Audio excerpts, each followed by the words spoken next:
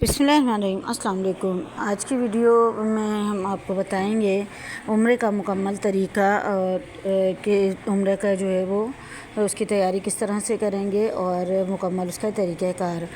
सबसे पहले आ जाता है एहराम की तैयारी। गुस्ल कर लें। सबसे पहले जामत मूछें तरशवाना गैर ज़रूरी बालों की सफाई और एहराम की नीयत से गुस्ल कर लें। मुस्तहब है वरना वज़ू कर लें। एहराम का बांधना: एक सफ़ेद चादर बतौर तहबंद बांध लें और दूसरी कांधों से ओढ़ लें। दोनों बाजू ढके हुए हों, इस्तेबाल नहीं करना। इत्र लगाना: इस वक्त कंघा करने और खुशबू जिस्म पर लगाना सुन्नत है। ये मर्दों का एहराम था और औरतों के लिए एहराम इनके घर के कपड़े हैं, वो तैयार होकर इसी में नियत करेंगी।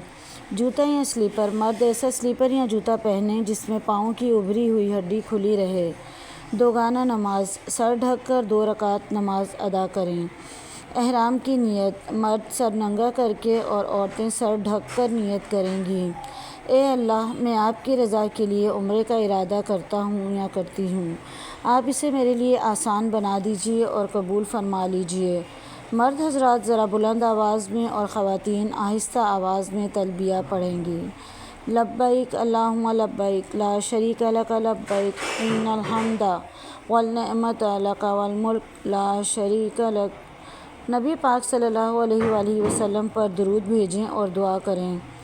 मुख्तलिफ़ ममालिक से आने वाले लोग अपनी मीकात से एहराम की नियत करेंगे और पाकिस्तान से जाने वाले जो लोग हैं वो बेहतर है कि अपने एयरपोर्ट से ही नियत कर लें, वरना जहाज़ में ऐलान किया जाता है जब मीकात की हदूद आती है तो उस वक्त नियत कर लें। और नियत करते साथ ही आप पर एहराम की पाबंदियां जो है वो आयद हो जाएंगी। तलबिया पढ़ते ही आप पर एहराम की पाबंदियां आयद हो गईं। सर ढाँपना और मुंह ढाँकना और बाल तोड़ना, खुशबू का इस्तेमाल करना और शिकार करना मना है। ये मर्द हज़रात के लिए है और जो है खुशबू का इस्तेमाल और ये जो ख़वातीन के लिए भी है कि वो भी नहीं करेंगी। सफ़र उम्रा: तलबिया दौरान सफ़र ज़्यादा से ज़्यादा तलबिया पढ़ें और दुआ करें। मक्का मुकरमा में दाखिला: मक्का मुकरमा में खूब दुआएं करते हुए और लब्बैक पढ़ते हुए दाखिल हों। हरम में दाखिला: वज़ू करके हरम में जाएं और आसानी हो तो बाबुस्सलाम से दाखिल हों और हरम में दाखिल होते वक्त सीधा पाँव अंदर रखें और दुआ पढ़ें।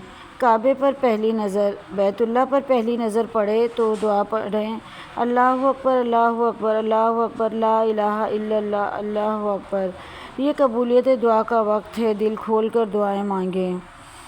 उसके बाद तवाफ़ शुरू करेंगे। तवाफ़ से पहले इस्तिबा: तवाफ़ से पहले बावज़ू होना ज़रूरी है। तलबिया बंद कर दें। मर्द इस्तिबा कर लें, यानी सीधा कांधा चादर से निकाल लें।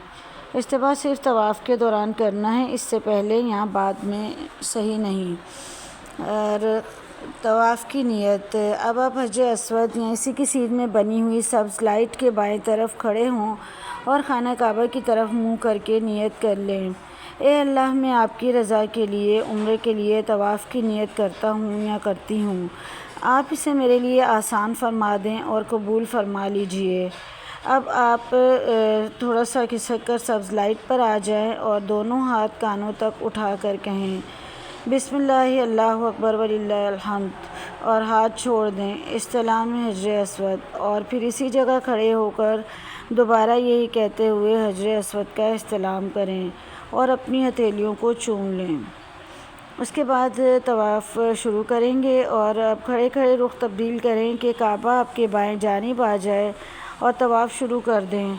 दौरान तवाफ़ काबा की तरफ पीठ या सीना करना जायज़ नहीं। रमल के साथ तवाफ़: मर्द हज़रात रमल के साथ तवाफ़ करेंगे। रमल तवाफ़ के 3 चक्कर तक करना है। औरतें रमल नहीं करेंगी। रमल का मतलब है कि मर्द हज़रात सीना फुलाकर छोटे कदम के साथ तेज़ तेज़ चलेंगे। उसके बाद तवाफ़ की मुस्तहब दुआएं पढ़ें और जो भी आप को जो है जो भी दुआ आपके दिल में आए वो आप करते रहें और अगर कोई दुआएं याद ना हो तो कलमा पढ़ते रहें। तवाफ़ में खामोश रहें, तब भी तवाफ़ हो जाता है। रुकन यमानी: जब आप रुकन यमानी पर पहुँचे तो रुकन यमानी से हजर अस्वद तक दुआ पढ़ें। پھر دوسرا چکر جب آپ چکر مکمل کرتے ہوئے دوبارہ سبز لائٹ پر پہنچیں گے تو ایک چکر مکمل ہو گیا۔ اب دوبارہ استلام کرتے ہوئے دوسرا چکر شروع کریں گے۔ رمل 3 چکر تک کرنا ہے، باقی چکر عام رفتار سے کریں گے۔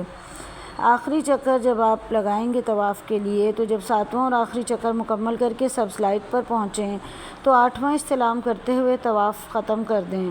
طواف مکمل ہو گیا۔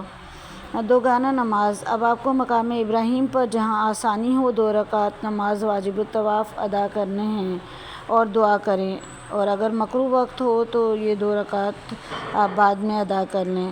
ملتزم پر دعا۔ اب آپ ملتزم پر آ جائیں اور دعا کریں مگر ہاتھ نہ لگائیں، کیونکہ ملتزم پر آج کل خوشبو لگی ہوتی ہے اور احرام کی حالت میں خوشبو لگانا منع ہے۔ اس کے بعد آب زمزم پئیں۔ آب زمزم کا پینا مستحب ہے۔ کھڑے ہو کر قبلہ رخ ہو کر بسم اللہ پڑھ کر پیٹ بھر کر زمزم پی لیجئے اور دعا مانگیں۔ استلام حجر اسود۔ اب آپ کو سعی کرنی ہے۔ سعی پر روانہ ہونے سے پہلے حجر اسود کا استلام کیجیے اور صفا مروہ کی طرف چلیے۔ صفا پر اتنا چڑھیں کہ کعبہ نظر آ جائے، پھر نیت کر لیں۔ نیت: اے اللہ، میں آپ کی رضا کے لیے صفا اور مروہ کے درمیان سعی کا ارادہ کرتا ہوں یا کرتی ہوں۔ آپ اسے میرے لیے آسان بنا دیجئے اور قبول فرما لیجئے۔ دعا کر لیں۔